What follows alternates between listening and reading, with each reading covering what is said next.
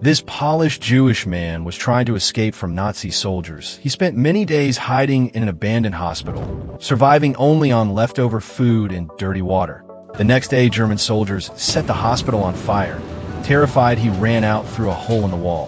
When he saw the destroyed city before him, he was in shock. He decided to hide among the ruins. Searching for food, he wandered through broken houses. Finally, he found a box of supplies. But at night, as he tried to open it, the box slipped from his hands, and a German officer appeared before him. Frozen in fear, the man said nothing. The officer asked what he was doing and what he did before the war. Trembling, the man replied that he was just trying to open his food and that before the war he had been a pianist. The officer didn't believe him and told him to play the piano in the room. As soon as the man began to play, the sound filled the silence, and the officer listened quietly. Finally convinced, deeply moved by the music, instead of killing him, the officer asked where he hid and whether he had food. Then he left, sparing his life. A few days later, the officer returned bringing bread and canned food.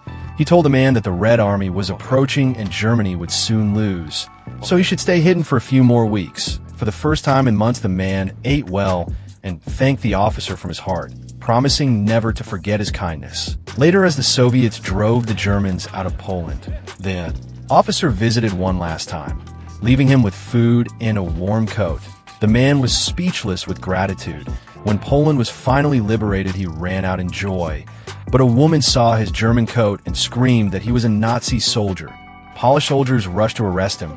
He shouted, "I am Polish," and explained it was just to keep warm. They finally believed him.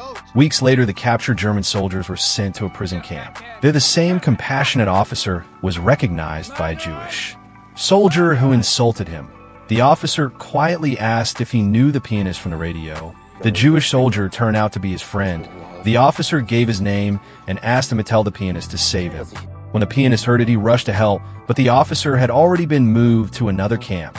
No one knew where. In the end, the pianist returned to his music in Warsaw, while the German officer who saved him tragically died in captivity.